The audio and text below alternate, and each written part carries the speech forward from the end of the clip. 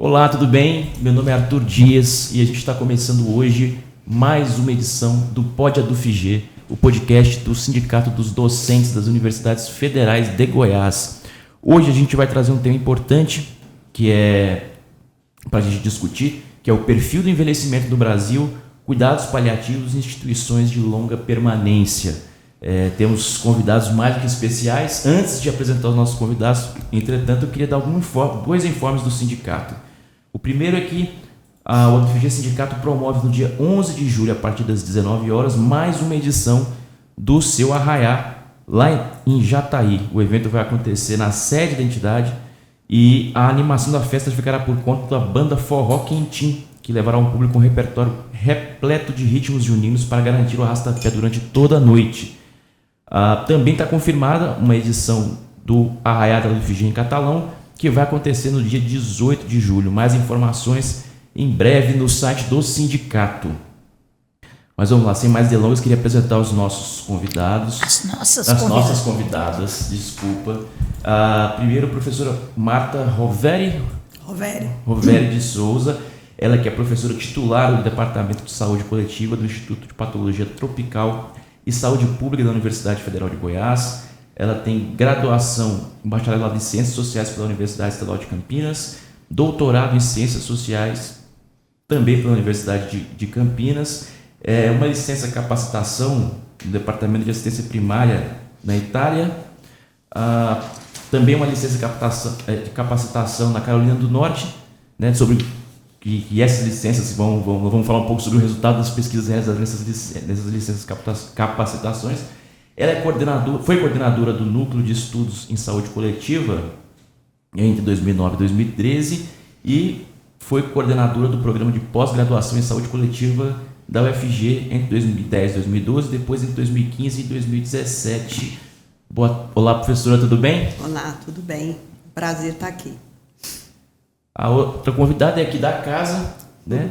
Dispensa apresentações, a professora Denise Paiva. Ela é professora titular aposentada aqui da UFG.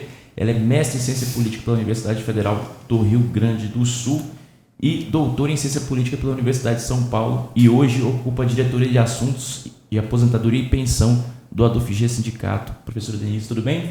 Tudo bem. Bom, vamos começar um pouco falando, eu queria abrir essa conversa falando um pouco sobre o perfil do envelhecimento no Brasil hoje. Esse é um perfil, qual que é o perfil? Ele está mudando? Se está mudando para onde? Bom, primeiramente quero muito agradecer a Denise. É a segunda vez que a Denise me faz um convite. Infelizmente, da primeira vez eu não pude, mas o convite que a Denise me faz eu não consigo dizer não, e até porque eu acho que é um espaço, né, extremamente importante, esse que vocês, né, e que a gente como o UFG tem, até mesmo do ponto de vista público, né? Eu acho que visibilizar informações e principalmente informações adequadas que a gente pesquisa e produz evidência é fundamental dentro da linha da pesquisa, né?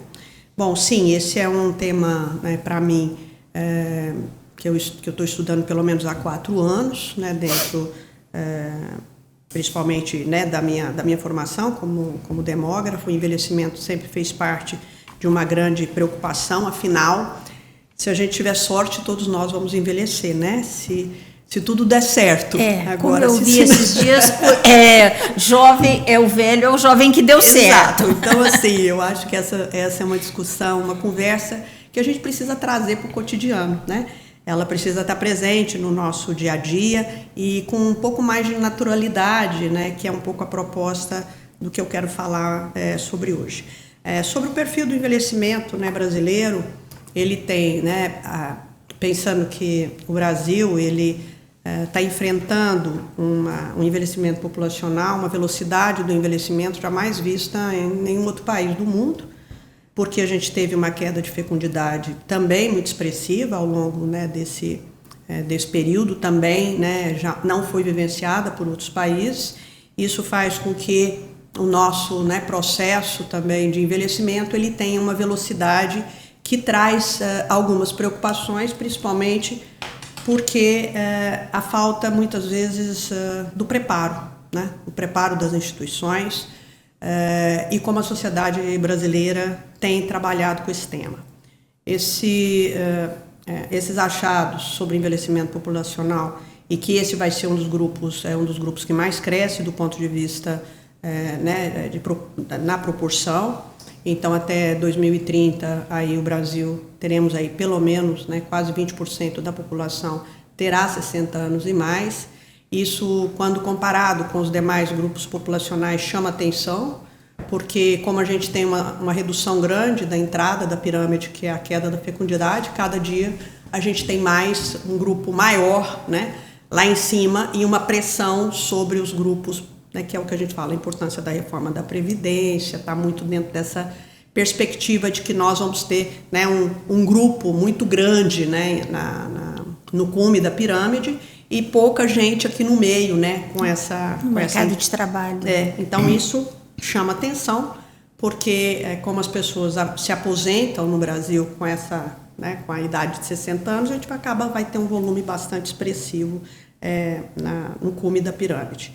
A maior preocupação com relação ao nosso envelhecimento é que a gente tem um envelhecimento com muito adoecimento, que a gente chama na saúde pública com muitas comorbidades. Então as pessoas no Brasil elas estão envelhecendo e a partir dos 50 anos elas já começam a apresentar uma série de adoecimento.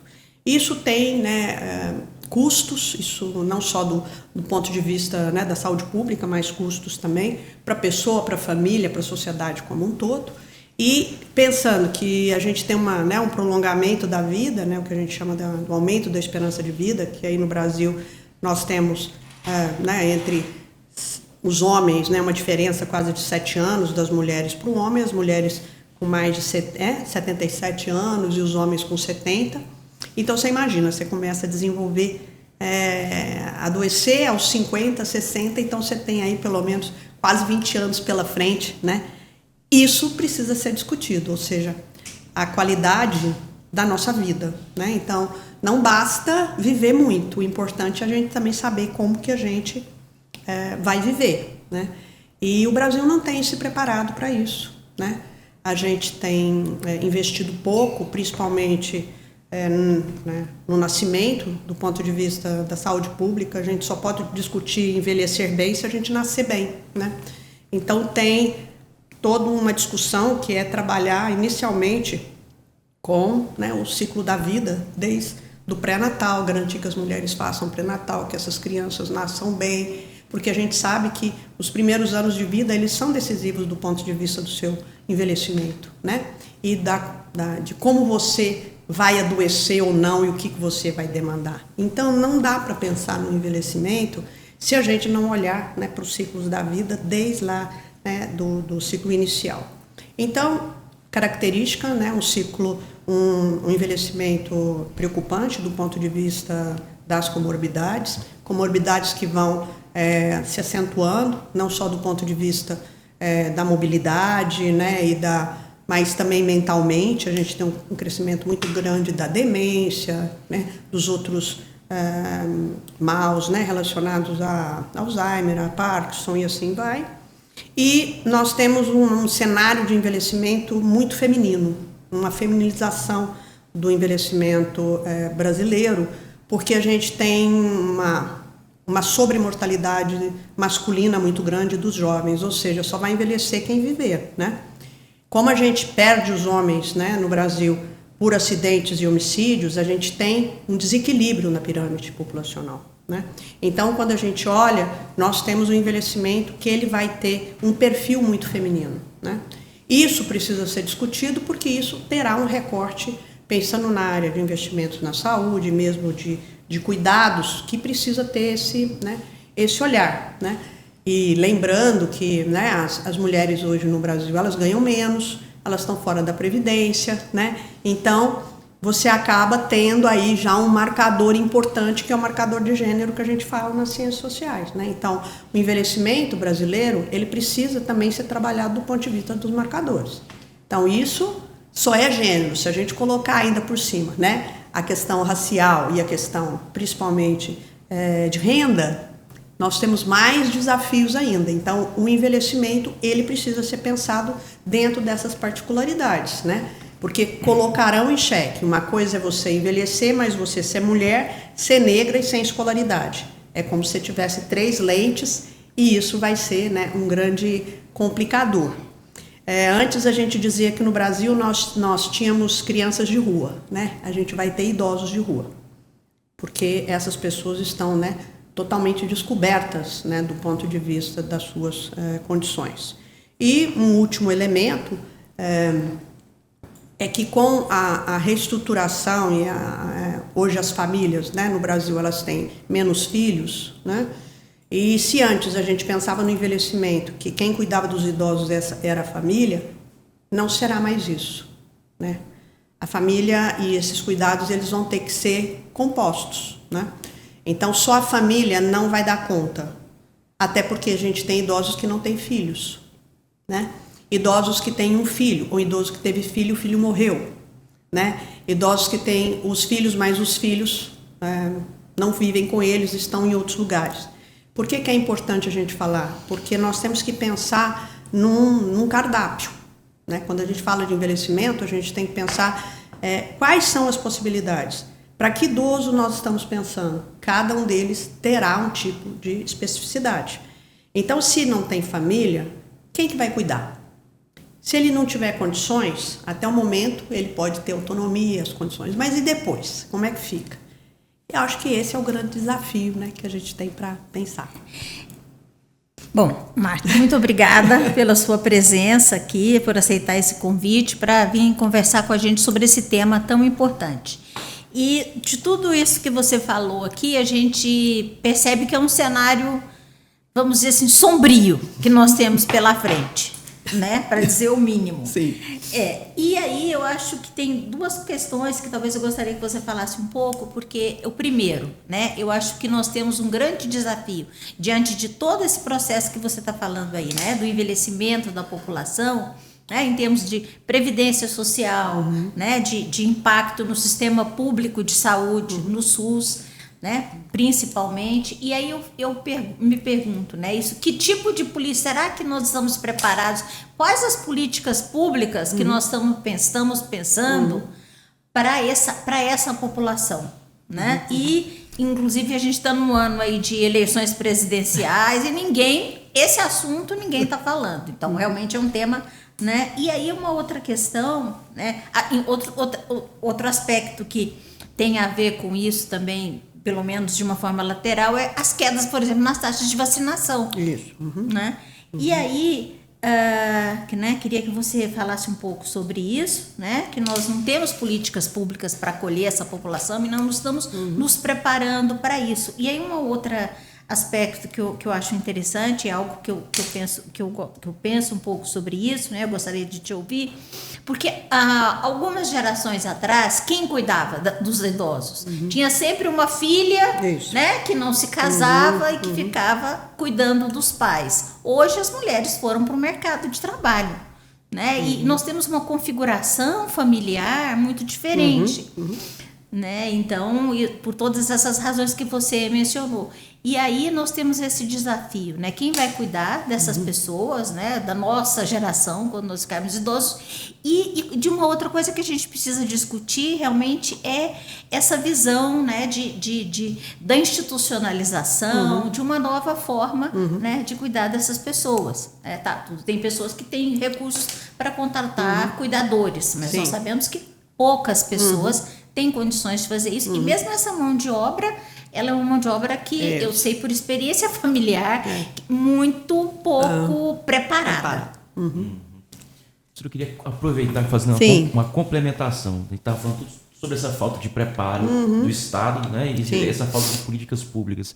Complementando a professora Denise, eu queria perguntar assim, dentro dessa falta de preparo, o que seria fundamental a gente atacar primeiro? Ou qual seria a questão mais urgente que você enxerga dentro dessas políticas públicas que a gente precisa trabalhar? Olha só, né? Um pouquinho, a questão ela é bem sofisticada, né? Então, assim, como se diz, nós nós, como demógrafos, a gente fala do envelhecimento populacional, tem pelo menos 15 a 20 anos. E até então, né, as pessoas, né, ou seja, o poder público, dando muito pouca atenção para esse tema, né?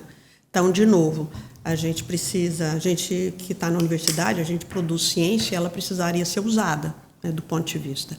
É muito, né, eu vou tentar ao longo da minha, dar algumas, eu não tenho soluções, né? Eu tenho estudos e investigação que a gente está se aproximando, principalmente de alguns países que vivem a questão do envelhecimento, como é a Itália, onde eu tenho essa parceria, e algumas propostas do ponto de vista de tentar, né, discutir um pouco o envelhecimento, mas lembrando assim que o que Denise disse, realmente isso não está na pauta, né, dos presidenciáveis até, né? Então assim, mas é impensável, né? Assim, a gente não pautar uma temática dessa, até porque isso tem uma questão econômica, né, muito séria. Sim. De novo, a gente precisa tomar cuidado, porque senão a gente vai acabar jogando a culpa agora no fato de você envelhecer, então você é culpado. Não é essa a perspectiva, né? A perspectiva não é culpabilizar ninguém, mas a gente tem que entender por onde os recursos eles precisam ser canalizados a depender da composição demográfica, né, que a gente tem. Então, precisa haver uma distribuição adequada e, para isso, a gente precisa entender como que a nossa população ela se configura. Então, assim, se eu tenho cada dia menos crianças que nascem, né, e eu tenho um grupo que sobrevive, eu tenho um perfil epidemiológico diferente. O Brasil não tem mais o perfil epidemiológico da década de 70, né, do século passado. Hoje a gente tem um perfil epidemiológico de cronicidade, né, diferente de um perfil de doenças, né, principalmente de doenças infecto-contagiosas. Não estou dizendo que a gente não tem, mas quando você tem uma população que é fundamentalmente jovem, você tem um perfil epidemiológico diferente. Agora não, né? O Brasil vive um perfil híbrido, né, que ainda convive com doença que é emergente, reemergente, a gente tem aí, né, mas a gente tem um grupo grande, né, que são as doenças crônicas. E por que isso é muito importante a gente discutir? Porque isso tem um custo do ponto de vista ao longo da vida, né? Então, as doenças crônicas, principalmente a hipertensão, a diabetes, isso começa hoje no Brasil muito cedo, né? A gente já tem até crianças desenvolvendo, né, a hipertensão pela questão da obesidade, né, que é outro grande agravo, grande problema que a gente tem. Então, o que acontece? Nós temos um aumento, né, da cronicidade que tem um discurso que é custo, né? Ou seja, quantos anos, quanto tempo as pessoas vivem com doenças crônicas. Isso é um perfil de como a nossa população tem.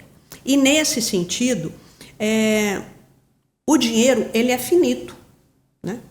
E ao mesmo tempo, esse modelo que a gente tem, principalmente de internação, né? Isso é insustentável. Por isso que quando a gente fala do envelhecimento, a gente precisa pensar as condições desses idosos para, de certa forma, que eles sejam alocados a depender da sua necessidade. O que a gente tem é um pouco de um descompasso, né? É igual a gente coloca hoje na fila no Brasil, desde uma pessoa hospitalar, uma pessoa que tem dor de cabeça, uma que busca uma cirurgia, né? Uma questão cirúrgica neurológica. Então, assim, isso é um desperdício de tempo e de recurso. É a mesma coisa que acontece com o envelhecimento, né? Muitas vezes as pessoas estão dentro de alguns lugares, né, onde esse custo pode ser, ou mesmo o tratamento, e isso é totalmente, no caso, não adequado. E é nesse sentido que a gente discute o cuidado paliativo, né? Porque a nossa sociedade é uma sociedade que é preconceituosa do ponto de vista da falta. Eu não sei se é preconceituosa ou falta da informação, que está tudo relacionado. Ou as duas coisas. As duas, né? Então, a gente tem um problema que continuar dizendo, falar das instituições de longa permanência, vulgo, abrigo, asilo, né? Sim. Com muito preconceito, né? A gente não, né? Do meu ponto de vista, a gente precisa ressignificar isso. Por quê? Porque essas instituições, elas têm uma função. Não que hoje o mundo discute a desinstitucionalização, né? Não é que quando eu falo das instituições eu estou querendo dizer que nós temos que ficar abrindo instituições, mas nós temos que pensar quem que vai cuidar, como vai cuidar dos idosos, a depender da sua situação e da sua necessidade, a depender da gravidade de como ele vai, né, envelhecendo. E aí acontece que as instituições de longa permanência são muito mal vistas no Brasil, né? Elas são tratadas assim como, né, um depósito, e não é bem assim, né? As coisas mudaram muito, né? Essas instituições, elas com certeza elas têm um papel muito importante na nossa sociedade. Eu acho que às vezes a gente faz um nivelamento muito por baixo, né, de como elas são, sempre no pejorativo, né? E elas têm feito um grande trabalho. No entanto, a gente precisa discutir sustentabilidade. A questão é essa. Elas ainda são improvisadas. Por quê? Porque o Brasil não reconhece, né? O Brasil não dá, né, a devida atenção para essas instituições. Então, elas vivem na improvisação. Ou seja, o envelhecimento no Brasil não é tratado como uma questão de Estado. É ainda uma questão familiar, do ponto de vista privado. Isso não pode. Com esse desafio que a gente tem, não é possível continuar trabalhando e pensar no envelhecimento se ele não for dentro de uma outra lógica, né? A depender, né, por conta, né, desse numérico também expressivo. E esse preconceito, ele acaba também gerando muito mal-estar do ponto de vista até mesmo das próprias famílias, que algumas delas não têm aonde recorrer e precisam fazer uso. Então, existe muita culpa né, nesse processo. Como que eu posso deixar meu pai e minha mãe nesses lugares? Mas, de novo, às vezes não é somente não querer, é não poder ter outras condições. Não ter alternativa. Então, assim, por isso que eu acho que a gente precisa discutir isso com um pouco mais de sensibilidade, né, as instituições de longa permanência. E aí, nesse caso, também o fato de que, como entra o cuidado paliativo, que é uma preocupação e dentro de uma perspectiva de cuidado, por onde a gente e outros países do mundo estão fazendo esse direcionamento, né?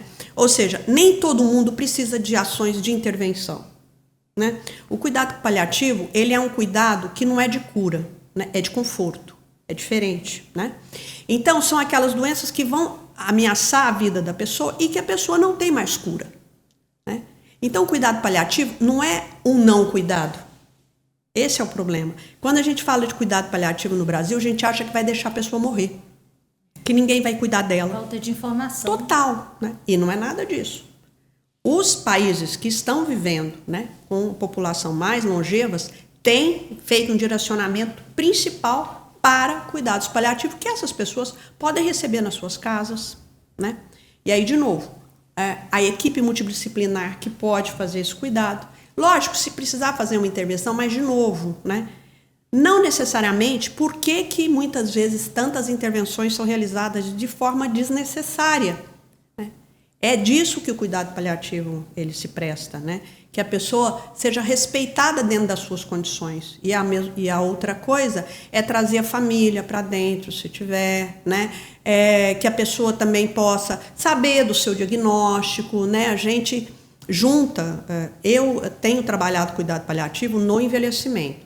Só que cuidado paliativo não é só para isso, né? A gente tem paliativo para pediátrico e uma série, né? Só que a associação que a gente faz com cuidado paliativo no Brasil ainda está muito relacionado às neoplasias, né? Ao câncer. Sim. Então, assim, isso que eu ia falar, ele surge lá, mas não é mais isso. Ele é também, né? Mas a gente pode trabalhar. Doença renal é uma doença que pode ser cuidada com os cuidados paliativos. Então, a gente tem uma lista de possibilidades, né?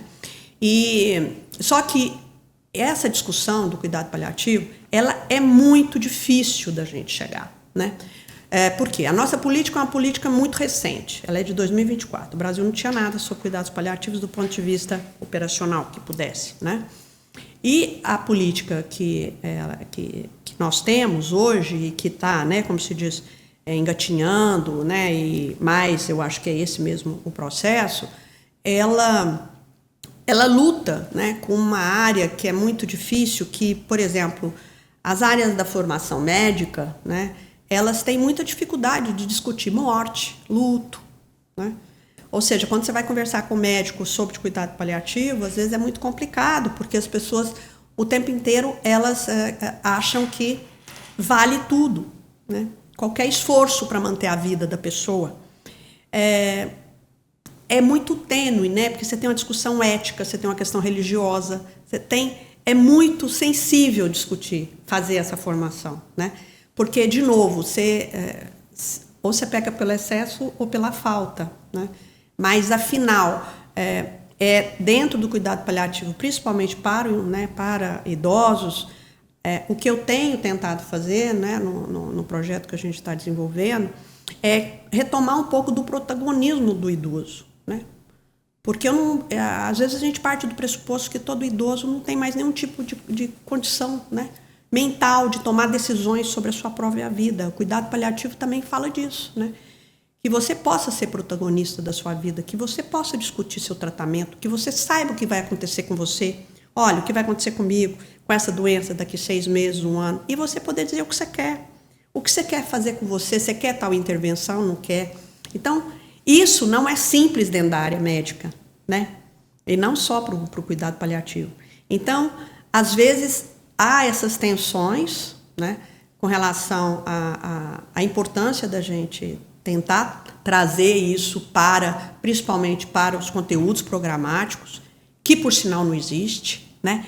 Ele ainda às vezes ele é transversal, né, os conteúdos sobre cuidado paliativo que deveriam existir de forma mais explícita, mas, de novo, o Brasil começa, né, a andar do ponto de vista de construir, né, principalmente, já tem alguns norteadores, algumas regiões que estão fazendo, né, formações, mas assim, né, pelo menos aqui no estado de Goiás que a gente analisou, né, esses currículos, eles não têm o cuidado paliativo como um eixo, né, nem transversal. As pessoas falam de cuidado, mas ninguém sabe, de certa maneira, do que se trata.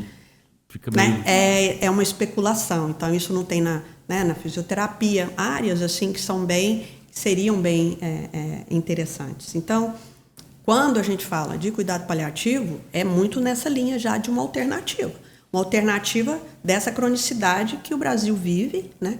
E de modelos de atenção que precisam ser revistas. Então, isso precisa ser visto dentro da atenção primária, né?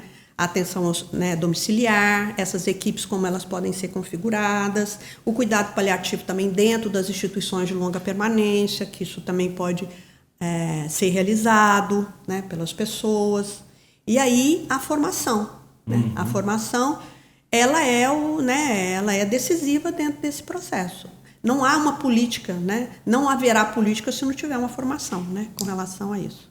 E é interessante isso, essa necessidade, né, dessa nova configuração na formação, porque como o médico, a médica, as pessoas da área de saúde não são preparadas para isso. Às vezes você observa, um exemplo banal, mas você vai acompanhar uma pessoa idosa a um médico, sim, a pessoa se dirige a quem está acompanhando. Exatamente. E não ao sabe? Então a pessoa perde qualquer autonomia, não só de decisão sobre a sua vida, né, de diagnóstico, mas de ser ouvida, os seus sintomas, né?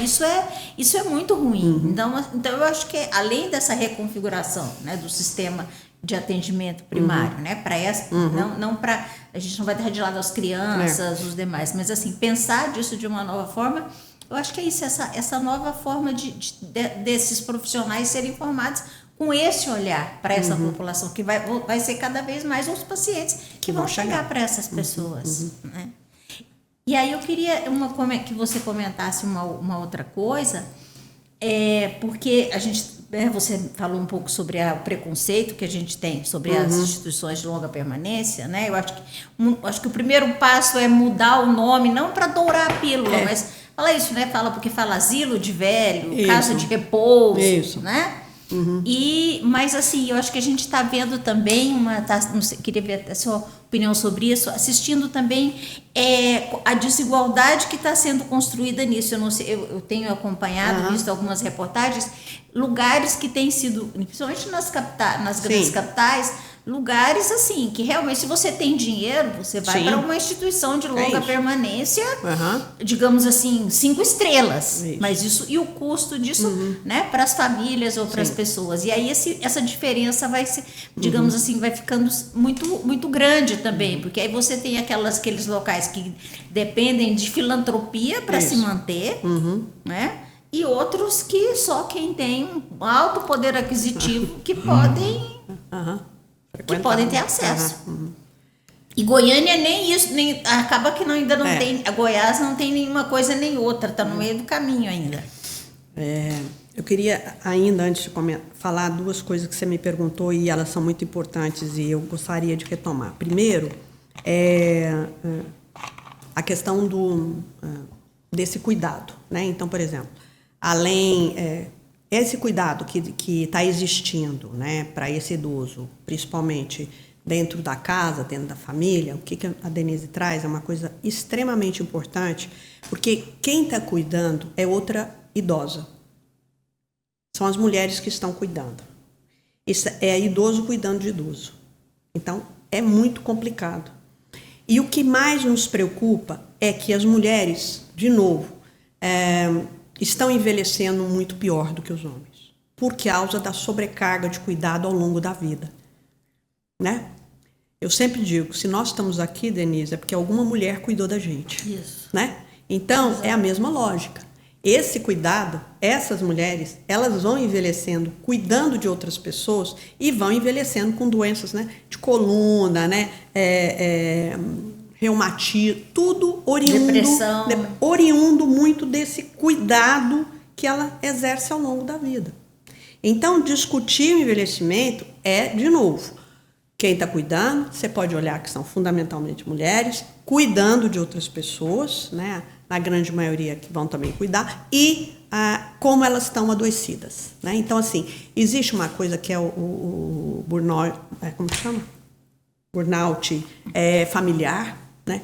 Que é esse esgotamento, né, das mulheres que cuidam, e aí você tem, né, se não é a esposa, é a filha, né, a sobrinha, essas pessoas que vão fazendo esses cuidados e que são sempre as mulheres. Então, de novo, o cuidado no Brasil, ele é fundamentalmente feminino. Então, é mais um marcador dessa desigualdade, como essa que você trouxe, né? Ou seja, esses representam uma parcela ínfima da população que vão pagar 15, 20 mil reais para poder ir para uma instituição dessa.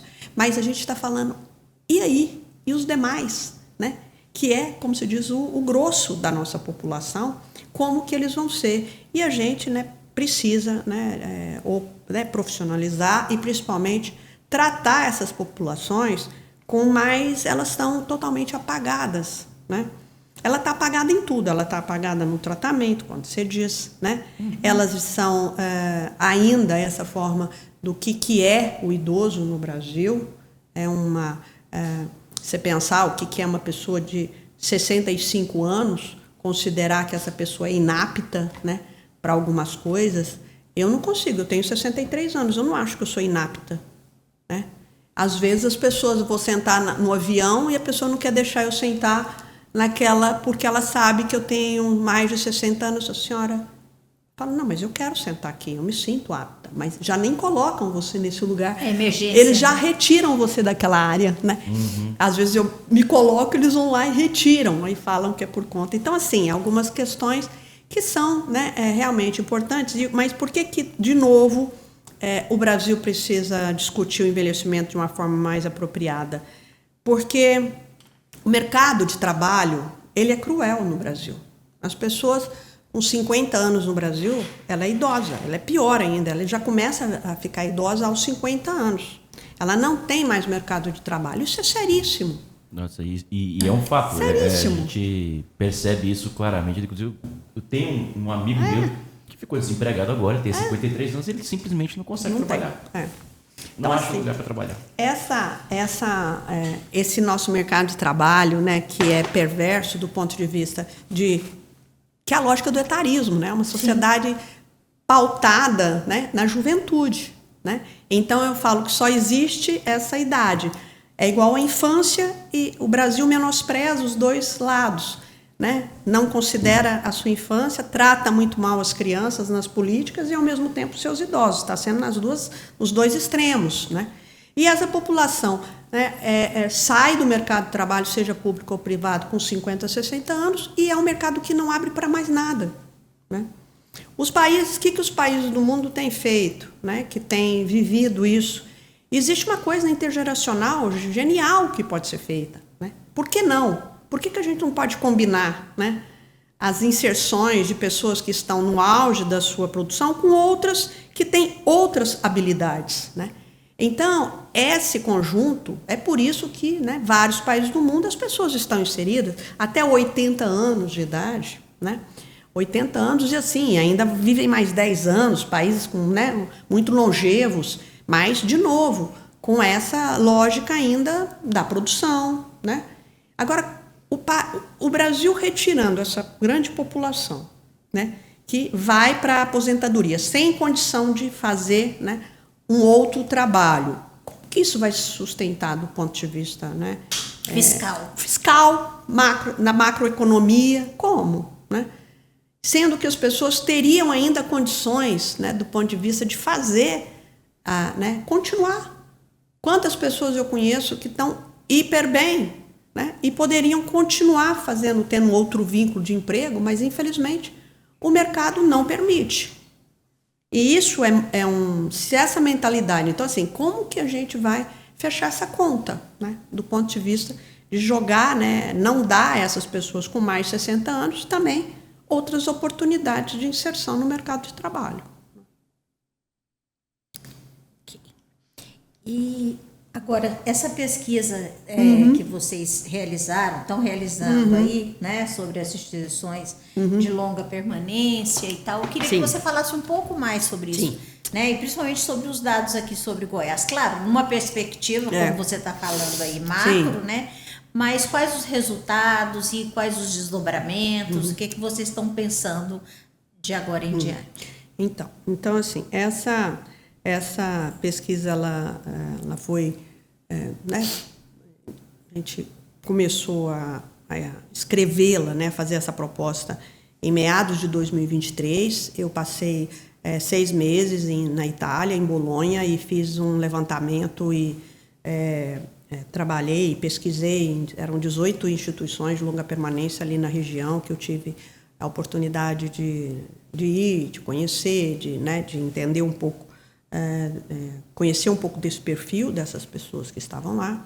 E assim que eu voltei, né, para o Brasil, eu escrevi um projeto muito focado nessa experiência que eu tinha tido, e eu fiz um projeto para o estado de Goiás, né, que era um projeto que ele tinha 3 grandes braços, né, um braço que era, primeiramente, uma análise situacional das instituições de longa permanência no estado, que era um pouco do que quando eu fui, eu vi, né? A gente fazia um levantamento da estrutura, das condições desses lugares. Depois, um levantamento do perfil dos idosos que ali residiam, perfil socioeconômico e também de morbidade. E depois, esse era uma parte que é a inserção no projeto Somente Brasil, que é a formação, principalmente da aproximação entre a atenção primária e as instituições de longa permanência do ponto de vista da proposta de formações, né? Então, esse projeto ele teve esses 3 braços. O que a gente fez foi, fizemos um estudo piloto em Aparecida de Goiânia, né, porque pela aproximação, né, dado com o secretário de saúde, que foi egresso nosso do programa, e Aparecida sempre foi, né, um município de muita vanguarda do ponto de vista da saúde. Eu apresentei o projeto para ele, aderiu e a gente fez um piloto em Aparecida. Enquanto isso, nós tramitávamos, né, também o convênio no estado de Goiás.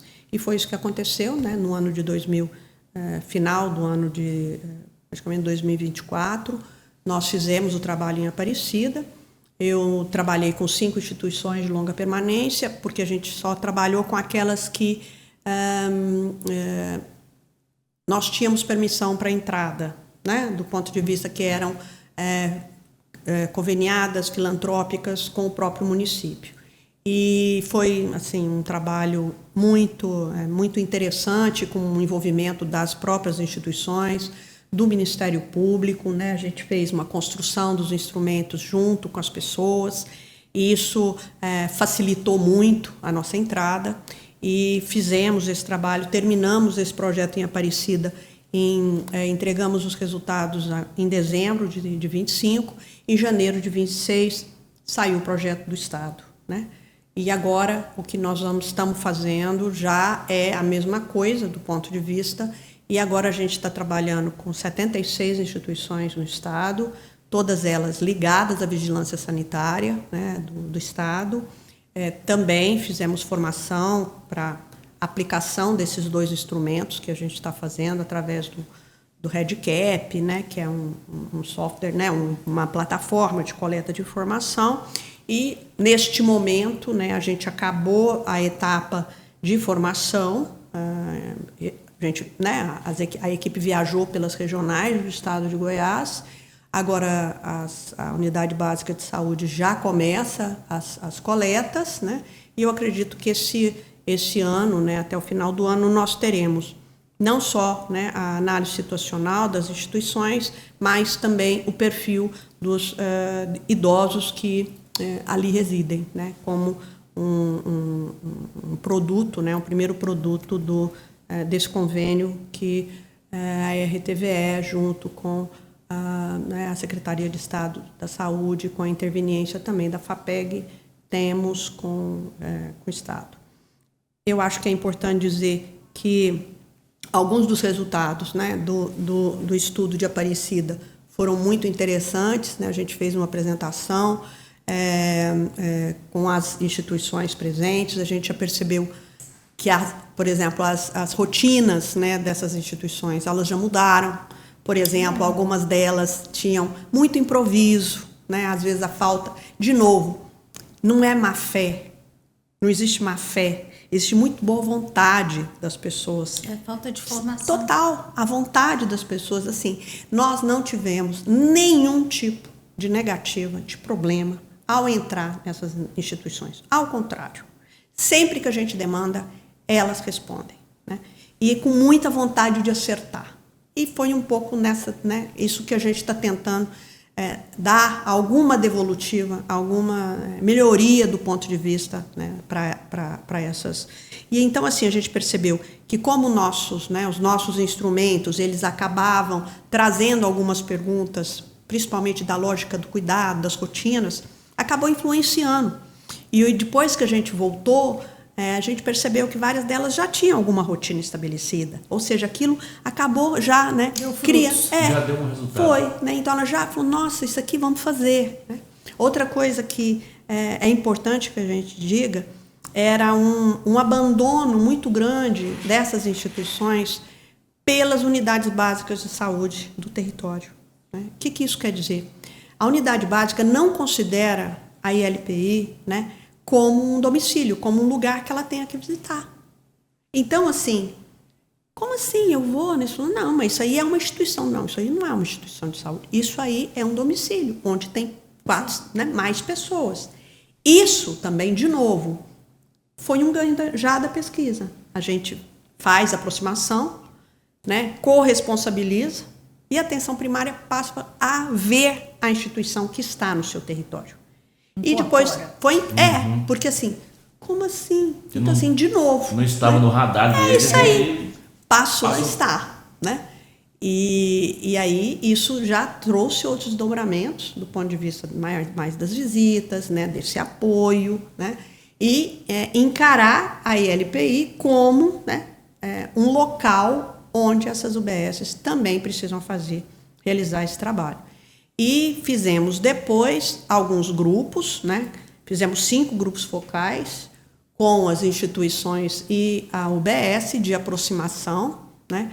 Como se diz, aparando algumas arestas e vendo até onde, né? A gente produziu até um material, ficou bem interessante, a gente foi aceito no Congresso Latino-Americano de Cuidados Paliativos, que foi no começo desse ano, em São Paulo, onde a gente apresentou, né, esse trabalho. Então, ou seja, os frutos eles são assim, né? Então você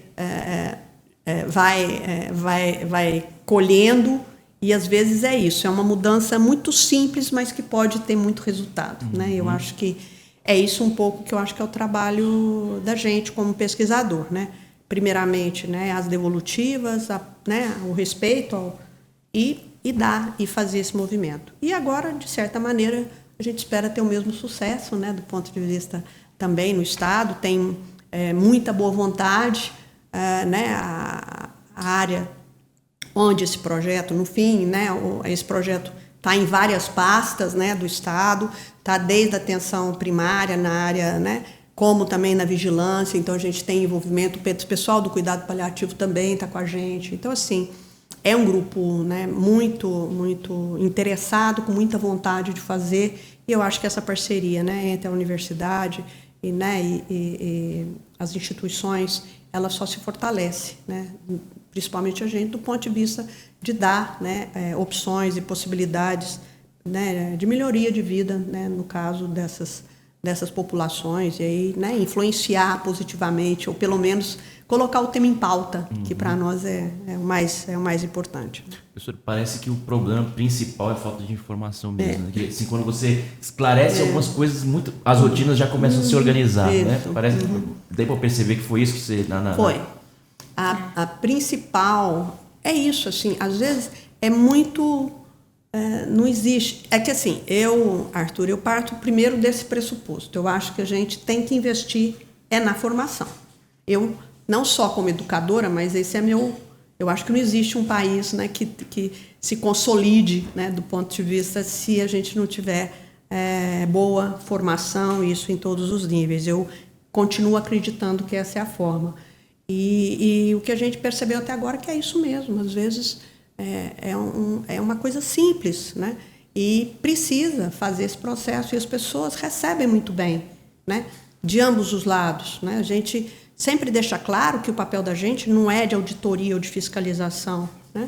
O nosso trabalho é um trabalho de agregar, e eu acho que quando você tem esse convencimento e o outro confia, você tem muitos desdobramentos que são importantes, né?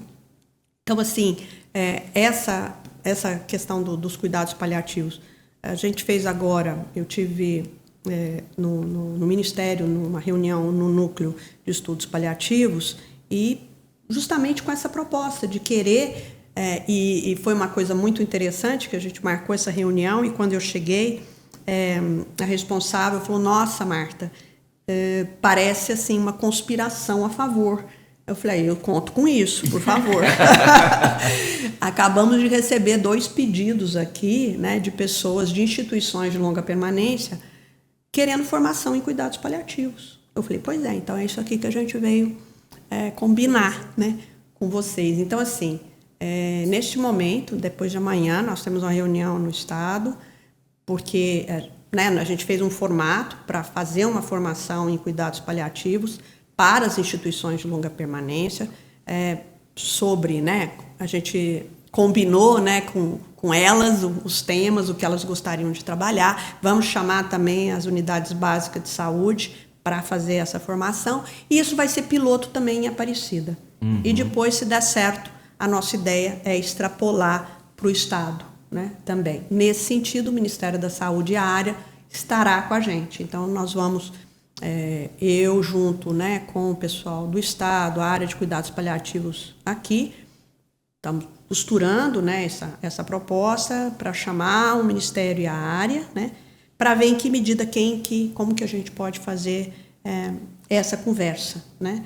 Então, assim, eu acho que, de novo, né, eu acho que essa semana passada a gente fez uma oficina de devolutiva, né, para um pouco desses 6 meses do Estado, né, de toda a formação que a gente fez, né, também para, de novo, né, tornar público, afinal é dinheiro público, né, o que nós estamos fazendo, e não sei, é isso.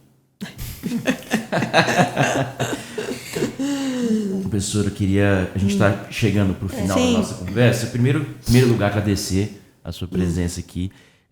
Eu acho que esse é um tema, suscitar esse tipo de debate sempre leva a gente a fazer uma reflexão sobre isso, né?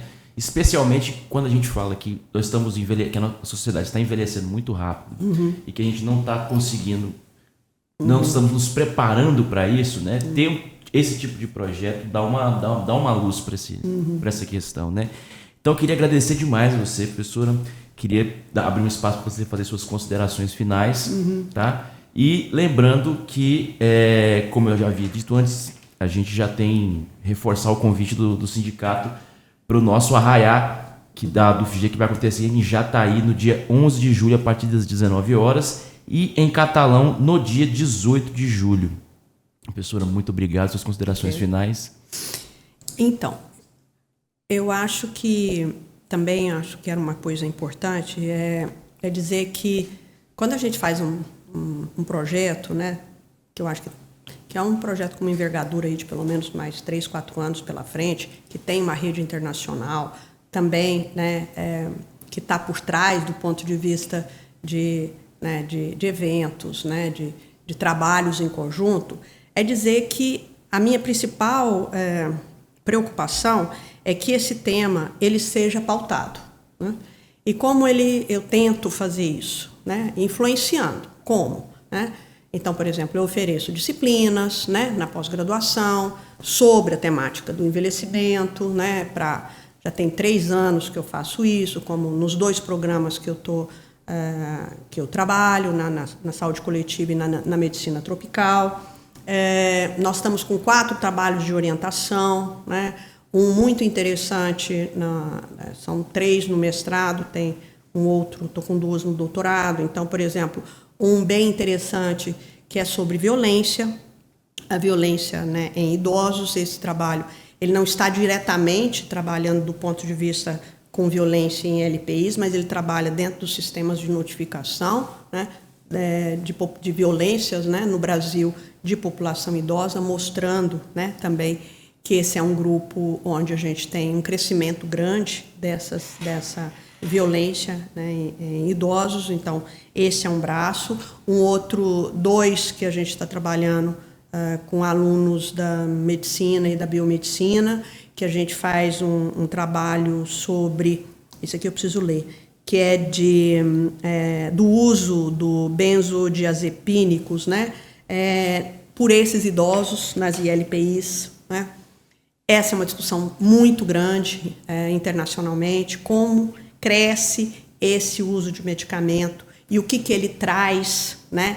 Principalmente com a questão da mobilidade desses idosos. Então, a gente está olhando essas informações, não do ponto de vista da crítica, mas do levantamento da informação, como também a gente observou uma interação medicamentosa muito grande. Muitos medicamentos são usados, às vezes, né, sem um controle ou, né, de novo, são temas que são bastante sensíveis, mas a questão dos medicamentos, a questão da violência, também há um trabalho outro sobre essa produção da área de cuidados paliativos, a existência de cuidados paliativos dentro das formações da área das ciências da saúde, que são 2 trabalhos que a gente está orientando, e um muito interessante na área de mobilidade, né, das atividades físicas. Então, assim, como é importante que a gente também faça uma reflexão e essa produção desses desdobramentos dentro da universidade, né, também. A capacidade da gente de influenciar e de ser indutor, né, de projetos e temas, e eu acho que a gente tem conseguido fazer isso, né, do ponto de vista de tirar esse tema, né, da invisibilidade, da clandestinidade onde ele fica, através dessa pauta, né? Então, sempre que tem os eventos, a gente vai, né, a gente coloca, se me chamam, eu falo, né, sobre o assunto. Eu acho que é assim que a gente consegue, né, de certa maneira, fazer esse trabalho.